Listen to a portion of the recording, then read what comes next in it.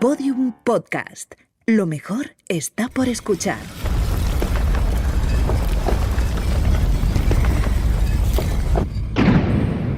Dentro de la pirámide, con Nacho Ares. Podium Podcast.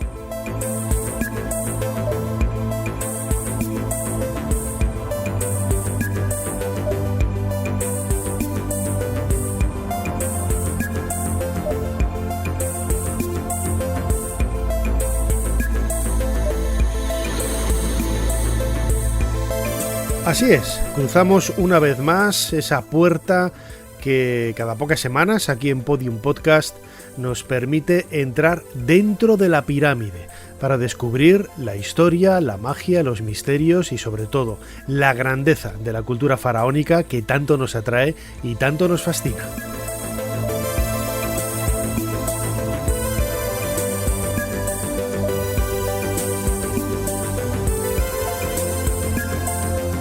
Recordad que nos podéis seguir a través de las redes sociales que aparecen en la página web nachoares.com, que es mi página personal.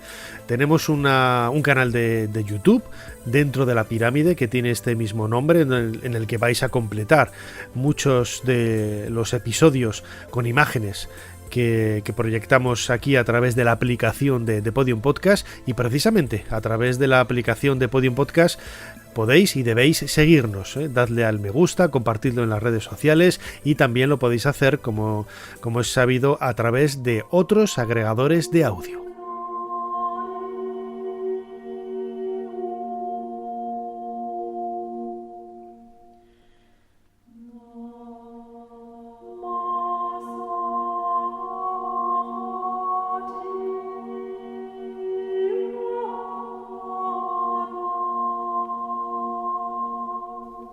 Comenzamos este nuevo episodio de Dentro de la Pirámide escuchando una vez más, no es la primera vez que lo hacemos, un fragmento de ese disco que Rafael Pérez Arroyo publicó hace prácticamente 2 décadas. Música en la Edad de las Pirámides, en donde reconstruía la sonoridad no solamente a partir de cantos coptos heredados del mundo de los faraones hace prácticamente 20 siglos, sino que reconstruía también esa sonoridad, como digo, a partir de la reconstrucción de instrumentos a partir de arqueología, podríamos decir experimental, ¿no? Fueron muchos años de estudio en el Museo del Cairo y en otras instituciones, observando un poco también cómo estaban trabajados estas arpas, estos laúdes, estas flautas en las pinturas que aparecían en la época de las pirámides en el Reino Antiguo, y a partir de todo ello creó este conjunto de sonoridades tan espectacular.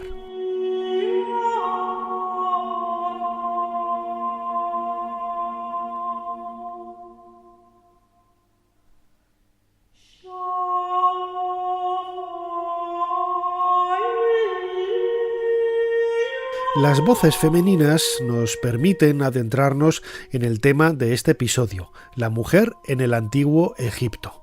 La historiografía a lo largo de las últimas décadas ha hecho mucho hincapié en la historia de la mujer.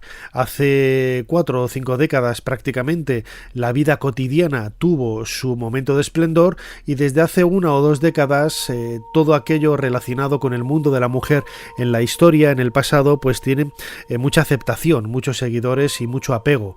En el caso del mundo del antiguo Egipto, con la cantidad de egiptolocos y egiptomaníacos que somos en el mundo, no era de extrañar que tuviera, por supuestísimo, este eco, esta relevancia. Hay otros temas, por ejemplo, como la infancia, el estudio de los niños en el mundo antiguo o incluso en el mundo faraónico, que todavía no han recibido, no les ha llegado, mejor dicho, ese momento, ¿no? Pero la mujer tiene mucho que contar, y sobre todo a partir de las fuentes que han llegado hasta nosotros, en donde se nos habla de una mujer diametralmente distinta a la imagen que se tenía de ella, por ejemplo, en el mundo griego o en el mundo romano. Egipto siempre fue paradigma de momentos avanzados de la civilización, de la cultura.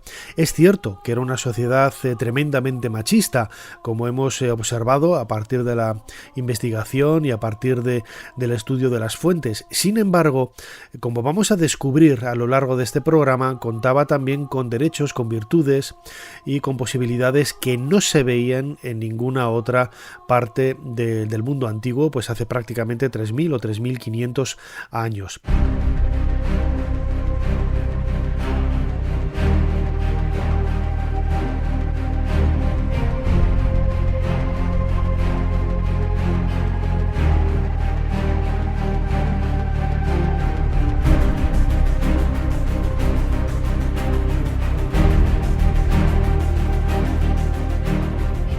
El concepto de dualidad entre lo masculino y lo femenino queda muy claro, ¿no?, a lo largo de toda la historia de Egipto. Donde hay un polo existe el contrario, donde está lo masculino está lo femenino, donde está la diosa de Occidente está la de Oriente, el norte, el sur.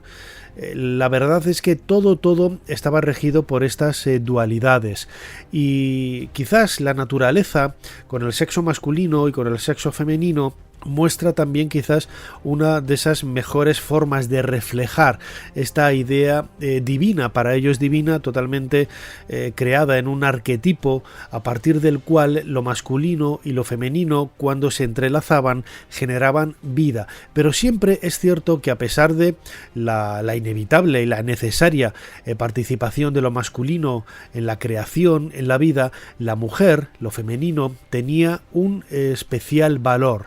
Desempeñaba, mejor dicho, un papel preponderante, y así quedó marcado en muchos de esos textos casi filosóficos que podemos encontrar en el antiguo Egipto.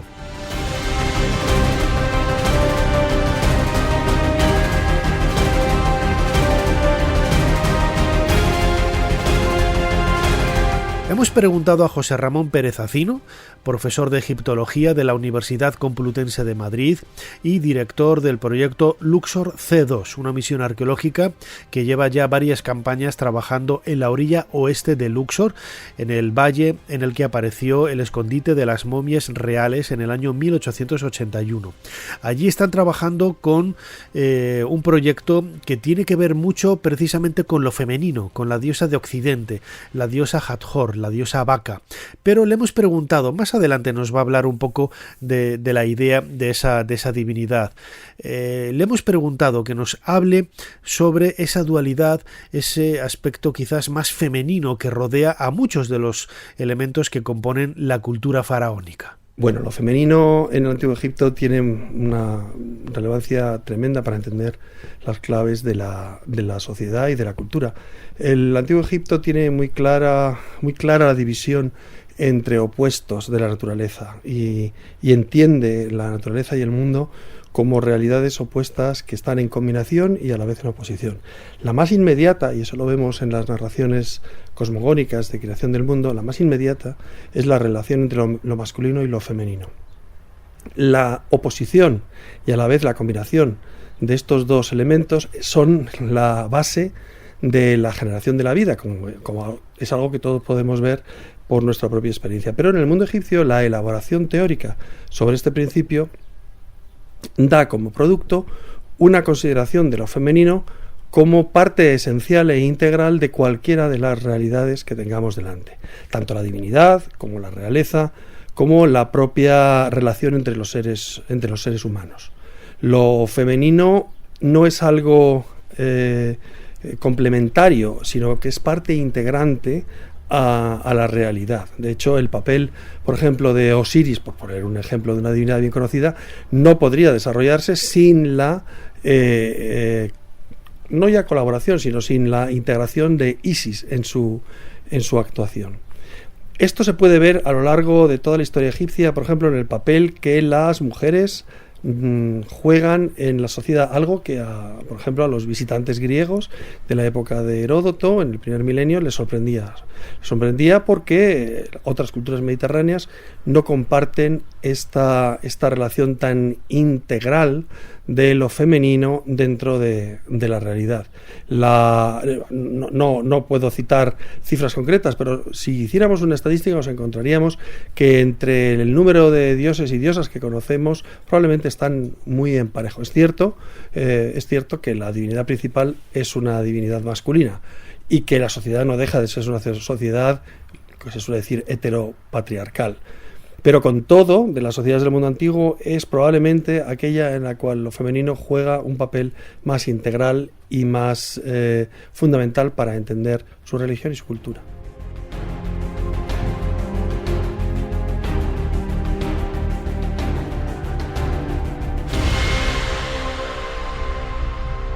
Quizá esa realidad femenina no fue comprendida por otros pueblos del mundo antiguo. Nosotros hemos heredado gran parte de nuestra cultura del mundo grecolatino, de Grecia, que pasó a Roma, y de Roma a nosotros. Es cierto que muchos aspectos que forman la base sólida del pensamiento griego, por ejemplo, vienen de culturas del Mediterráneo oriental, entre ellas Egipto. Sin embargo, el papel de la mujer y la importancia que tuvo la mujer en Egipto, en el Valle del Nilo, no caló quizás en el pensamiento de los antiguos griegos. Por ejemplo, Heródoto, en el siglo V antes de nuestra era, cuando visita el Valle del Nilo, se sorprende, ¿no? Se sorprende de cómo actúa la mujer, no tanto de cómo se relaciona en su vida cotidiana o la proyección que pueda tener, sino de algunos aspectos del comportamiento cotidiano, algo que llamaba mucho la atención al bueno de Heródoto, y nos lo ha dejado grabado, ¿no?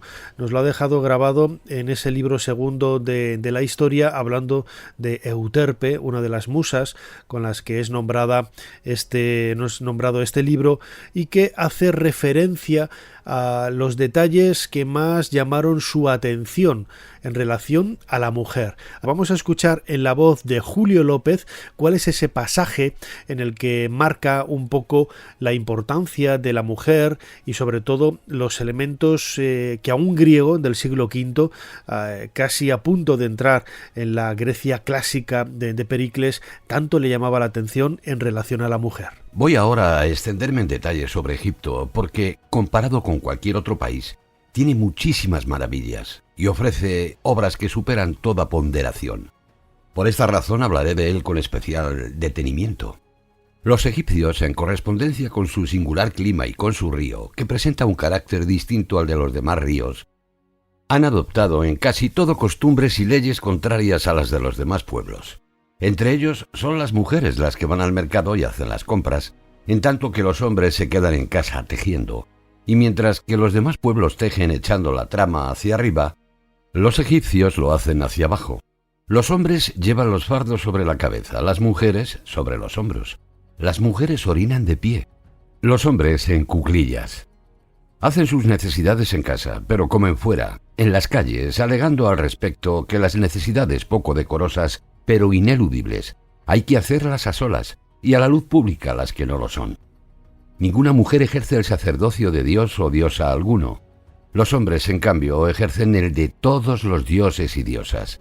Los hijos, si no quieren, no tienen ninguna obligación de mantener a sus padres, pero las hijas, aunque no quieran, tienen una obligación estricta.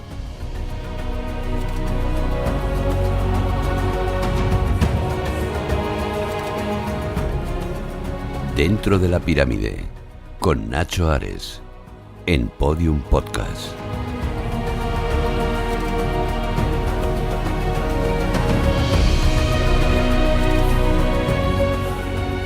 Es cierto que cuando Heródoto visitó la tierra de los faraones, estaban en plena invasión persa. Era el siglo V antes de nuestra era, había quedado atrás, muy atrás, la época gloriosa de los grandes soberanos como Ramsés II, casi 800 o 900 años atrás, o incluso los Sesostris o los Amenhotep, que marcaron un poco también la historia, pues 1000 o 1500 años antes de la llegada deriva del griego, y no digamos ya si nos vamos a la época de las pirámides, en donde Heródoto, con relación a las pirámides, tenemos casi la misma distancia que hay entre el presente y el propio Heródoto, ¿no? Y sin embargo, él ofrece una visión, algunos investigadores creen que un tanto tergiversada, quizá por la observación errónea que él tuvo de algunos aspectos de la cultura, pero sí que es cierto que, por ejemplo, sabemos que había sacerdotisas, sabemos por los nombres que nos han llegado hasta nosotros, en las tumbas o en las figuras, en las piezas, en los documentos, había numerosas sacerdotisas, no era algo que estuviera prohibido a las mujeres, ¿no? De igual forma, también no hay una constancia documental de esa idea de que las mujeres tuvieran que cuidar de los padres hasta, para hacerse cargo de ellos una vez que estuvieran dentro de ese mundo de la senectud, ¿no? En los últimos años de vida. Era algo también, lo vemos quizá un poco recreado de una forma romántica en la novela de Mika Baltari, Sinué el egipcio, pero a través de otros documentos y sobre todo de máximas filosóficas siempre se solicita, no se hace expresa idea de si es hombre o mujer, que se atienda a los padres, ¿no? Como los progenitores y las personas que te han dado absolutamente todo y que en los últimos años de vida, quizás más necesitados, más endebles, más débiles, pues necesitan un poco de esa ayuda. En cualquier caso, sí que marca Heródoto una serie de pautas que nos hace ver que la mujer era distinta al concepto de la mujer en Grecia. Pensemos que, por ejemplo, en Grecia no podrían, cuando llegara Pericles, no podían votar, no podían participar en la vida pública, no podían hacer absolutamente nada, ¿no? Era una sociedad absolutamente machista, democrática, pero solo para los hombres. Sin embargo, en Egipto, esa democracia, sin ser realmente una democracia, nos hace ver que la mujer desempeñaba un papel prácticamente idéntico al del hombre. Y así nos lo va a explicar ahora José Miguel Parra. José Miguel Parra es egiptólogo, autor de numerosos libros de divulgación científica sobre el antiguo Egipto, fue miembro del proyecto Yehuti en la orilla oeste de Luxor, en la excavación dirigida por José Manuel Galán, y José Miguel nos cuenta esto sobre esos pilares básicos, esas columnas que sostienen la idea todavía hoy de que la mujer era, o mejor dicho, la mujer vivía o disfrutaba de una serie de valores que no tenían otras culturas del momento, y desde luego que tardó muchísimo en volver a recuperar prácticamente hasta el siglo XIX. La mujer en el Antiguo Egipto, un caso curioso, porque a pesar de lo que pudiera parecer, tenían exactamente los mismos derechos que los hombres. Es decir, que legalmente podían presentarse ante un tribunal, podían prestar testimonio y tenían la misma validez que el de un hombre, podían divorciarse de él sin más motivo que su deseo de hacerlo, podían tener posesiones, podían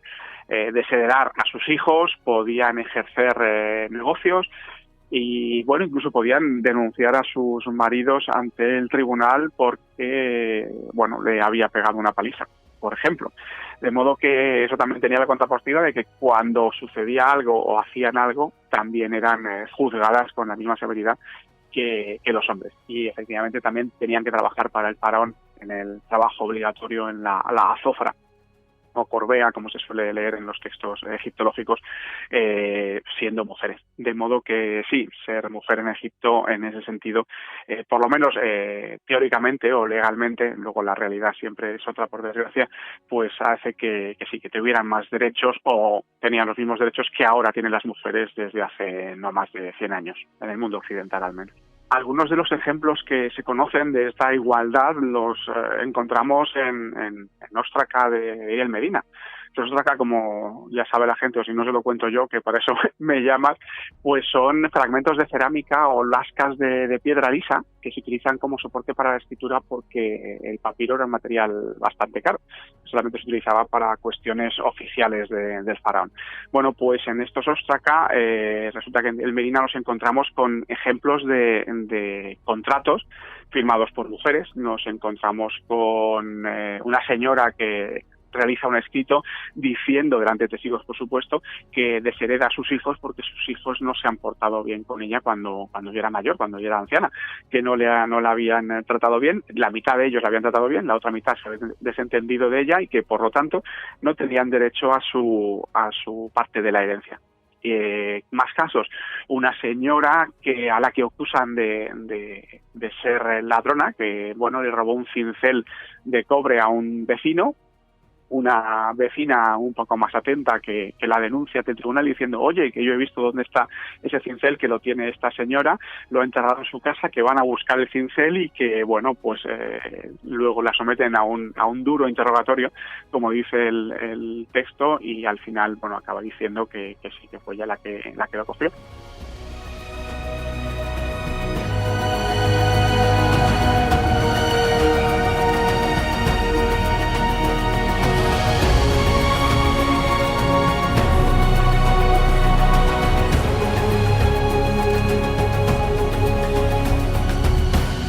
En la aldea de Deir el Medina, en la orilla oeste de Luxor, esa aldea construida durante el Reino Nuevo, más o menos hacia el 1500 antes de nuestra era, para excavar y decorar las tumbas de los reyes que se enterraban precisamente en el Valle de los Reyes.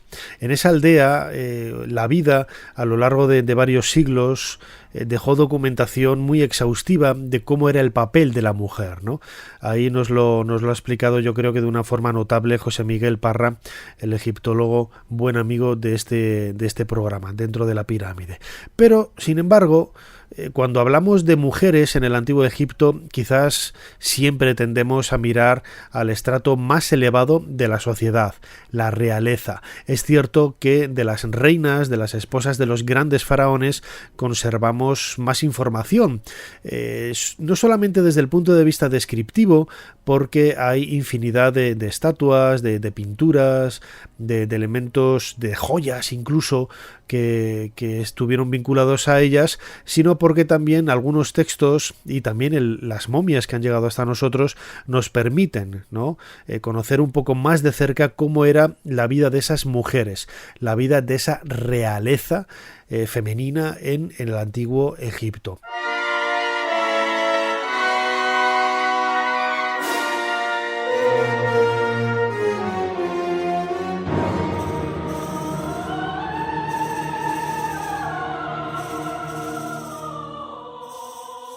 Hay una película, lo mencionaba antes, Sinué el egipcio, de Mika Baltari, que para mí es una de mis favoritas. Es cierto que está rodeado todo de una suerte de halo romántico, en ocasiones un tanto idealizado, ¿no?, de cómo debía de ser la vida en la época de los faraones. Yo no creo que hubiera tanto dorado como aparece en la película, pero bueno, leyendo un poco entre líneas y dejando abierta la puerta a esa libertad literaria para poder crear y para poder construir escenarios en los cuales los protagonistas de la historia reflejen un poco la interpretación que hace del pasado el propio escritor, el propio autor.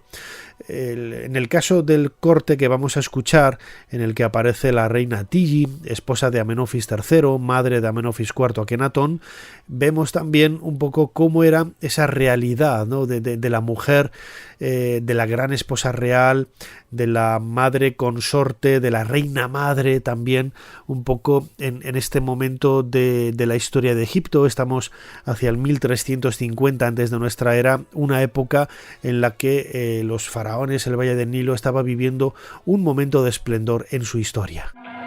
Pasa, médico. Mi madre desea hablar contigo. No te hará nada.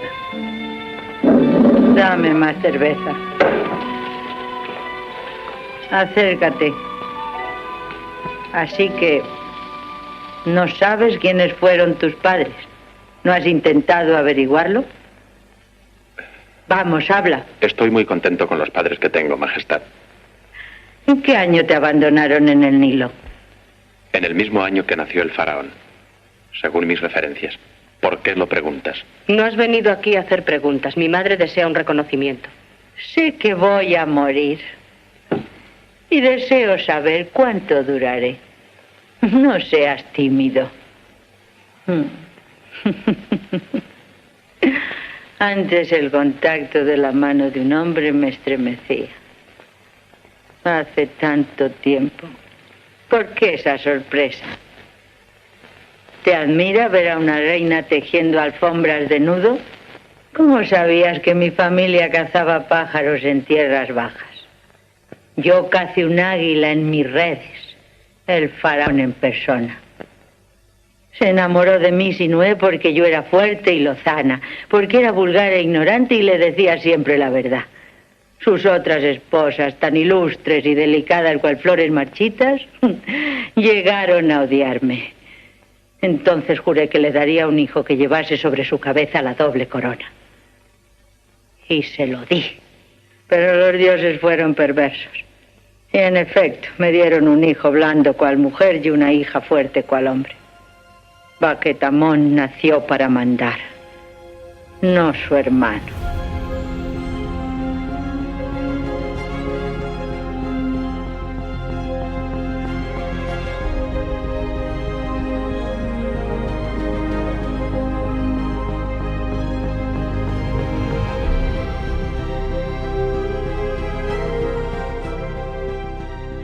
En la escena de esta película clásica del año 1954 escuchábamos a la reina Tigi contando una historia, es una invención literaria, no hay una demostración científica a partir de un texto que nos hable de que la reina Tigi dejó a uno de sus hijos abandonado en el río, ¿no? Siguiendo un poco esa premisa que se proyecta luego en la historia de Moisés y que a la postre se convertiría en ese hijo perdido que sería en realidad Sinué, el médico, ¿no?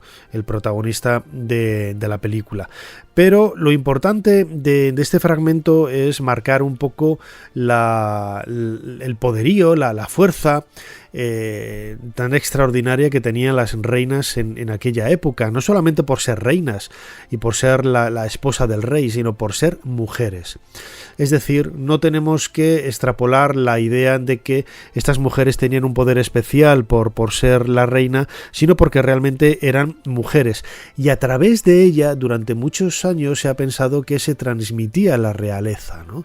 Los estudios de ADN y, por ejemplo, de Scott Woodward en los años 90 estaban un poco encaminados a eso, ¿no? El estudio de las momias reales quería demostrar si la continuación, mejor dicho, la herencia de la realeza pasaba de madres a hijos o era de padres a hijos o tenía otras circunstancias. José Miguel Parra, el egiptólogo experto en el mundo de las pirámides, pero también experto en la divulgación de los faraones, nos comenta una historia que yo creo que es muy desconocida, porque la idea de esa descendencia matrilineal es quizá lo más popular, ¿no? Lo más conocido. Sin embargo, hay muchos trabajos de investigación que parecen poner matices, ¿no? a esta teoría tan asentada, ¿no? A lo largo de décadas y que está sustentada y respaldada por evidencias, ¿no? De cambios dinásticos, de cambios de familia o la presencia de príncipes, de reyes que llegan al trono y realmente no tienen ese respaldo de realeza. José Miguel Parra nos lo explica muy claramente. Un caso curioso en el antiguo Egipto es una demostración también de que el pensamiento de los egiptólogos va avanzando según se van descubriendo nuevos datos. Es, por ejemplo, la herencia matrilineal de la monarquía. Hace décadas se consideraba que eran las mujeres las que transmitían la realeza. Es decir, que para ser faraón lo único que había que hacer era casarse con una hija, una princesa del faraón recién fallecido. Bueno, resulta que ahora sabemos que no es así.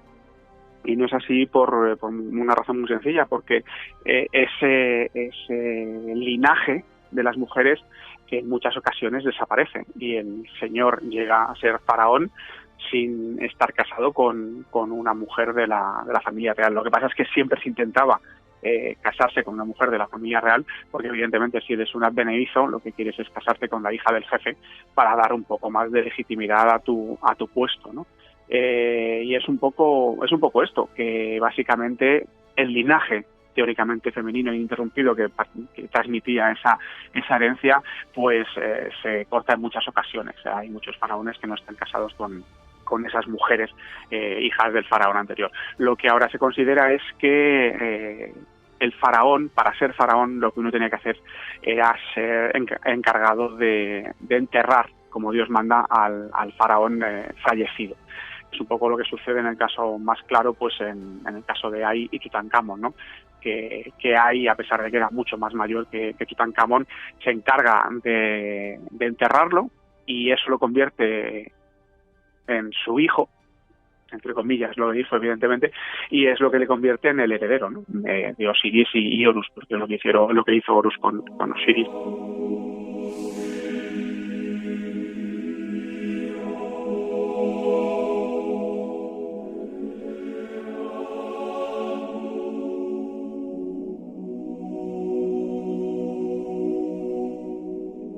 Y sin embargo hay excepciones. A lo largo de la historia de Egipto vemos cómo los faraones admitieron en muchas ocasiones la llegada de princesas o reinas extranjeras con las que se desposaban, y de esta forma parecía que daban marchamo de garantía, de calidad y de acuerdo a una serie de tratados de paz o de concordia que, si bien no estaban firmados sobre tablillas de barro o de papiro, como se hizo con el tratado de paz con los hititas después de la guerra de la batalla de Kadesh entre Ramsés II y los hititas, sí que es cierto que esos matrimonios, como sucedió luego en la Edad Media o en la Edad Moderna en Europa, marcaban un poco la cercanía entre Egipto y pueblos extranjeros. Sin embargo, entre esos matrimonios nunca hubo desposorios entre una reina egipcia y un príncipe o un rey extranjero.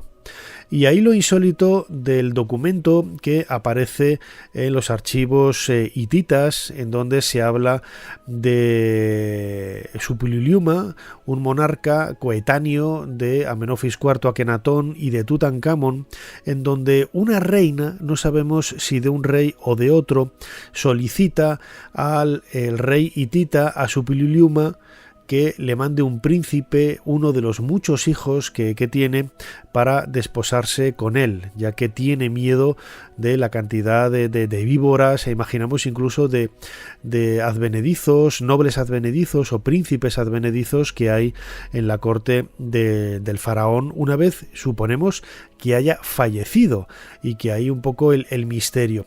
Vamos a escuchar a Marina Escolano. Ella es egiptóloga, profesora en la Universidad de Liverpool, y esto es lo que nos ha contado sobre esta carta de Amarna, este documento histórico en donde encontramos esos flecos tan insólitos en la historia de Egipto, en donde aparece una reina pidiendo a un rey extranjero que le mande un príncipe para desposarse con él y convertirlo así en faraón de Egipto. Este tema es un asunto que todavía no está claro entre los investigadores. Existen distintas hipótesis.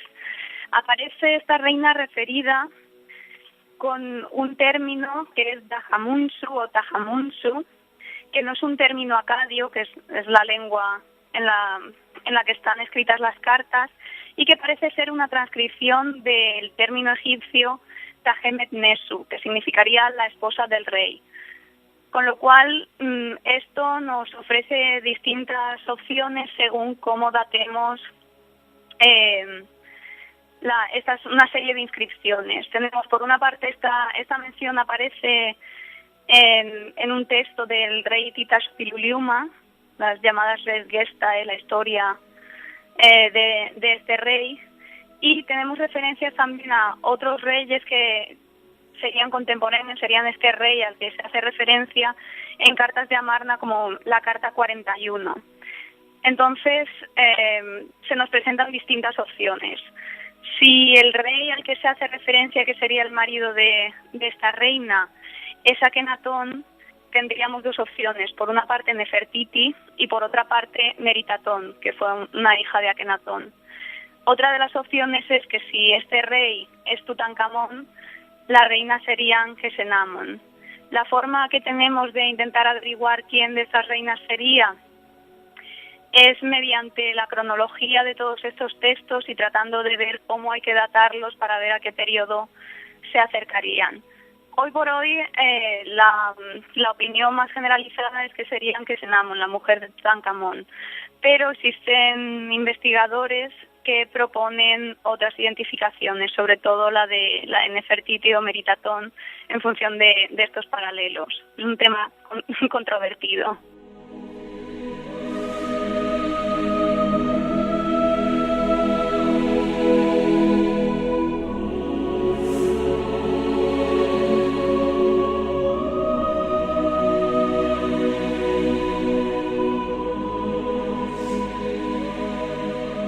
La mujer en el Antiguo Egipto desempeñó un papel, como hemos visto, absolutamente destacado. Y no es una argumentación o una frase o un aviso quizás feminista, ¿no? Podrían algunos pensar al escucharme, como está de moda hablar de las mujeres. No, es que realmente las fuentes históricas nos están diciendo que la mujer desempeñó un papel destacado, casi igualitario que el del hombre en el Antiguo Egipto. Es cierto que era una sociedad con muchos aspectos machistas. Incluso, por ejemplo, cuando la reina Hatshepsut ascendió al trono, se tuvo que vestir como un hombre, como un rey. Y de ahí que, por ejemplo, Champollion, cuando visitó Egipto en 1828 y descubrió las pinturas y relieves de la reina, en donde aparecía su nombre en femenino y sus pronombres apelativos, adjetivos, todo en femenino, y sin embargo veía a un hombre, no lo entendía. Y nosotros quizá también tendremos que quedarnos con esa idea. Es que no lo entendemos. El concepto que tenemos nosotros del género masculino y femenino va mucho más allá de esa idea de mujer por separado y hombre por separado que tenían hace más de 3000 años los antiguos egipcios. Había muchos dioses y diosas andróginos, ¿no? La diosa Sekhmet, por ejemplo, es una diosa mujer femenina, pero lleva cabeza de león. O el dios Hapi, que es el dios del Nilo, lleva pechos de mujer. Es decir, se combinan perfectamente lo masculino y lo femenino en algunos arquetipos, en algunas ideas que nosotros no alcanzamos a comprender, y tenemos que quitarnos de la cabeza ese concepto de masculino como algo exclusivo y femenino como algo exclusivo. Por ejemplo, la importancia de la mujer también queda muy clara en el Antiguo Egipto cuando la diosa Baka Hathor, la diosa Baka Hathor, que en realidad es una prolongación de la idea de la diosa Isis, esa diosa madre, y Hathor como protectora de la diosa de la montaña tebana, de ese mundo de Occidente, por donde comienza el viaje del inframundo, el viaje en definitiva del muerto. Bueno, pues lo que desempeña, el papel que desempeña la diosa Hathor en ese mundo funerario es el papel de dar a luz, ¿no? Rediang es el difunto entendido como un ser dado en vida, que tiene vida, y precisamente esa vida se la daba la diosa Hathor, porque le daba a luz a ese mundo de tinieblas que luego se acababa convirtiendo en un mundo luminoso en el más allá. Vamos a escuchar a José Ramón Pérez Acino, que es, como decía antes, profesor de egiptología de la Universidad Complutense de Madrid y conoce muy bien el aspecto divino de este arquetipo femenino de la diosa Hathor como diosa que no solamente daba a luz al comienzo de la vida de una persona, sino que también le daba a luz en ese momento de la muerte. Él está excavando en la orilla oeste de Luxor, en ese proyecto Luxor C2, en un circo rocoso en donde la diosa Hathor, como diosa de la montaña de Tebas, desempeñaba un papel extraordinario. Hathor es una de las diosas madres del mundo egipcio. No hay una única diosa madre. La maternidad tiene muchos aspectos y los egipcios divinizan diversos aspectos de la maternidad. Muchos de estos aspectos se epitomizan, se reflejan en la vaca, en la figura de la vaca. Hathor es uno de ellos, en alguno de los aspectos de Hathor. Como divinidad vacuna, divinidad femenina y divinidad maternal, por ejemplo, su papel es especialmente importante en la necrópolis tebana, en la que vemos cómo la montaña tebana adquiere la categoría de lugar en el que Hathor habita. La representación de Hathor emergiendo de la montaña tebana, de la vaca emergiendo de la montaña tebana, es muy conocida y muy representada en el mundo egipcio, particularmente en el Reino Nuevo, en época ramésida. Que Hathor tiene que ver con la maternidad y el nacimiento lo vemos de un modo muy claro. La metáfora del nacimiento del nuevo ternero, ¿no? La relación de la maternidad en una sociedad que originalmente es una sociedad basada en la ganadería y en la ganadería bovina especialmente, pues tiene sentido. Esta misma línea de pensamiento es la que relaciona a Hathor con la muerte, porque de hecho la muerte para los egipcios no es un paso hacia la oscuridad, sino lo contrario, es un paso hacia la luz, es un renacimiento. Como idea de renacimiento, volvemos a verla relacionada con la idea del nacimiento que tenía la propia vaca. El renacimiento supone una vuelta al parto, una vuelta a la vida, una salida hacia la luz, en la cual la figura de Hathor, que tiene origen que tenía su base en la del nacimiento, como vemos, es igualmente válida. Por lo tanto, la figura del nacimiento y del renacimiento, la vida por primera vez y la vida después de la muerte, están representadas, están relacionadas con una misma divinidad. La montaña tebana, que es la necrópolis por excelencia, por lo tanto, es uno de los lugares donde la divinidad, la diosa Hathor, está más representada. Es uno de sus lugares, digamos, de asiento, de acomodo, su domicilio más característico precisamente por esta circunstancia.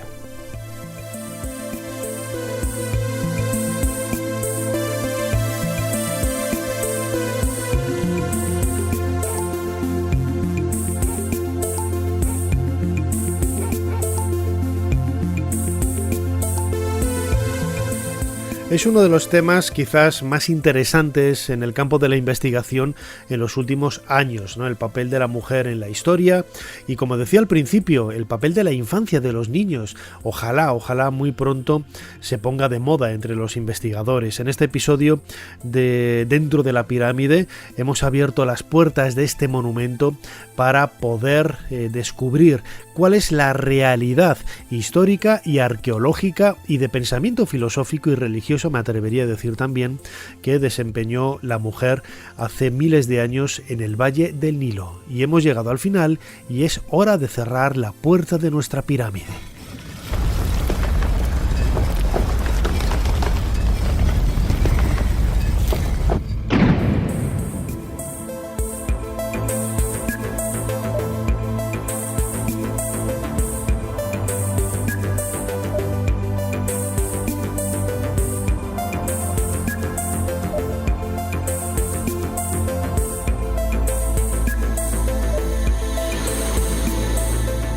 Os recuerdo que nos podéis seguir y podéis escuchar todos los podcasts de Dentro de la Pirámide emitidos hasta ahora a través de la página web o la aplicación de Podium Podcast.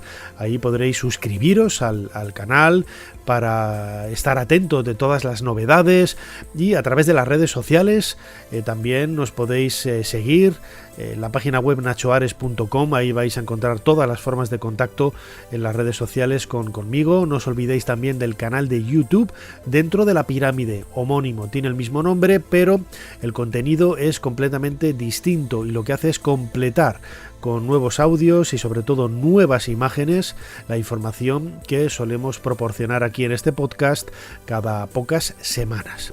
Como siempre, soy Nacho Ares, muchísimas gracias una vez más y os espero dentro de muy poco aquí, Dentro de la Pirámide. Hasta pronto.